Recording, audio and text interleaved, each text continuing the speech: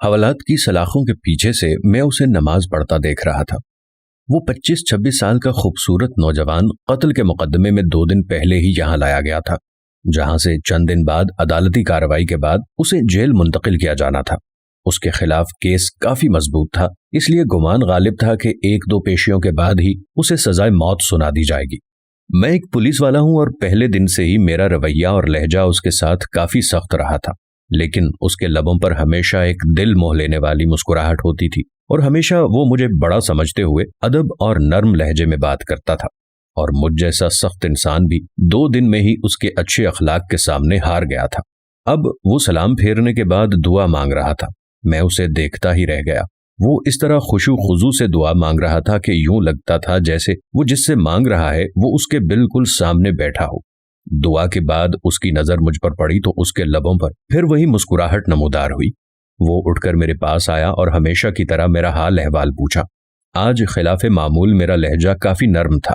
باتوں کے دوران میں نے اس سے پوچھا کہ کیا واقعی اس نے قتل جیسا جرم کیا ہے، کیونکہ مجھے اس کی معصومیت سے نہیں لگ رہا تھا کہ وہ قتل جیسا جرم کر سکتا ہے۔ وہ بولا کہ ایک انسان کا قتل پوری انسانیت کا قتل ہے، تو پھر میں ایسا گھناؤنا جرم کیسے کر سکتا ہوں؟ اس نے مسکراتے ہوئے جواب دیا۔ میں نے کہا تو پھر؟ میں نے سوالیہ نظروں سے اس کی طرف دیکھا۔ وہ کہنے لگا کہ جب اللہ اس دنیا میں کسی کو اختیارات دیتا ہے نا، تو اکثر لوگ بھول جاتے ہیں کہ یہ اختیارات اللہ کی طرف سے امانت ہیں۔ وہ ان سب کو اپنا کمال اور حق سمجھ بیٹھتے ہیں۔ میرے ساتھ بھی ایسا ہی ہوا ہے۔ ہمارے علاقے کے ایک بااثر انسان نے قتل کر دیا اور اتفاق سے میں وہاں سے چند قدم ہی دور تھا۔ اس نے الزام مجھ پر لگا دیا، جھوٹے گواہ بھی تیار کر لیے اور میں یہاں آ گیا۔ مجھے دکھ سا ہوا۔ میں نے کہا تو تمہارے گھر والوں نے کچھ نہیں کیا؟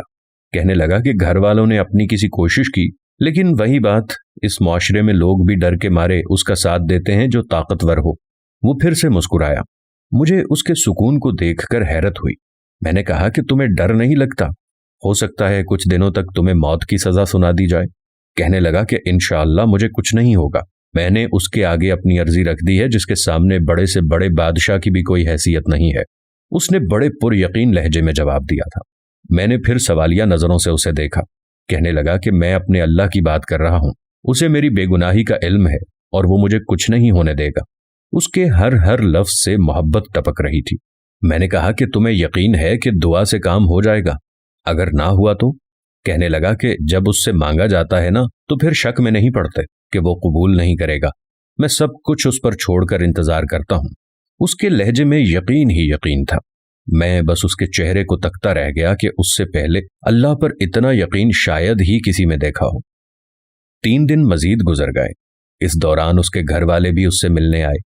وہ اپنے والدین کا اکلوتا بیٹا تھا۔ ماں کا رو رو کر برا حال تھا، لیکن اس کے سکون میں کوئی کمی نہیں آئی تھی۔ وہ مسلسل سمجھاتا رہا کہ میں نے اللہ کے سامنے عرضی رکھ دی ہے، اسے پتا ہے کہ میں بے گناہ ہوں، دیکھ لیجیے گا وہ مجھے کچھ نہیں ہونے دے گا۔ میں نے اللہ پر اتنا یقین اس سے پہلے صرف پڑھا ہی تھا، لیکن کبھی دیکھا نہیں تھا۔ میرے دل میں اب اس کے لیے عقیدت کے جذبات پیدا ہونا شروع ہو گئے تھے۔ شاید اللہ کی محبت ہوتی ہی ایسی ہے جو پتھر دل کو بھی پگھلا دیتی ہے۔ اور پھر جب اسے عدالت میں پیش کیا جانا تھا، اس سے 1 دن پہلے ہی عجیب واقعہ ہوا۔ جس شخص نے خود قتل کر کے الزام اس پر لگایا تھا، وہ اپنی بیوی اور اکلوتے بچے کے ساتھ گاڑی میں کہیں جا رہا تھا کہ اسے ایک خوفناک حادثہ پیش آ گیا۔ اس کے نتیجے میں اس کی بیوی اور بچہ تو موقع پر ہی جاں بحق ہو گئے، جبکہ اسے شدید زخمی حالت میں ہسپتال منتقل کیا گیا۔ کافی گھنٹوں کے بعد ہوش میں آنے کے بعد اسے بیوی اور بچے کے مرنے کی خبر ملی تو اس کی حالت اور بگڑ گئی۔ اسی جانکنی کے عالم میں اسے کچھ یاد آیا۔ اس نے چیخ کر قریب موجود ڈاکٹر کو اس کی ویڈیو بنانے کا کہا، تو اس نے ویڈیو میں بڑی مشکل سے اپنے جرم کا اعتراف کیا اور اس نوجوان کو بے گناہ قرار دے کر ہاتھ جوڑ کر معافی بھی مانگی۔ اس نے ڈاکٹر سے وعدہ لیا کہ وہ یہ ویڈیو ضرور پولیس اسٹیشن لے کر جائے گا۔ شاید بیوی بچے کے مرنے کے بعد اور اپنی حالت کا علم ہو جانے کے بعد وہ اس گناہ کو ساتھ لے کر مرنا نہیں چاہتا تھا۔ ادھر ویڈیو پولیس اسٹیشن پہنچی، ادھر وہ آدمی مر گیا۔ آج عدالت میں اس ملزم کی پیشی تھی۔ عدالت کے سامنے اس کی بے گناہی کا ناقابل تردید ثبوت ویڈیو کی شکل میں موجود تھا، لہٰذا اسے باعزت بری کر دیا گیا۔ میں کمرہ عدالت میں کھڑا گمسم سا سوچ رہا تھا کہ اللہ ان بندوں کی جو صحیح معنوں میں اس پر ایمان لاتے ہیں، ان کی ایسے بھی مدد کر سکتا ہے۔ اس کی ہتھکڑیاں کھول دی گئی تھیں، माँ रोते हुए उससे लिपट गई।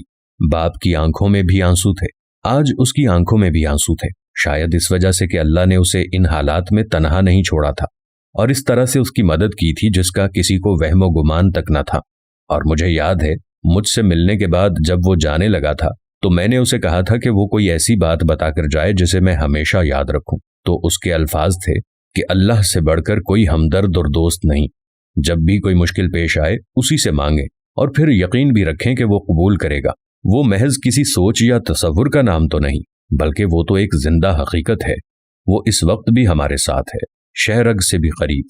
वो हमें देखता रहता है कि मुश्किल में हमारा रद्द अमल क्या होगा, और जो उससे मांग कर शक में नहीं पड़ते, अल्लाह भी उन्हें कभी तन्हा नहीं छोड़ता।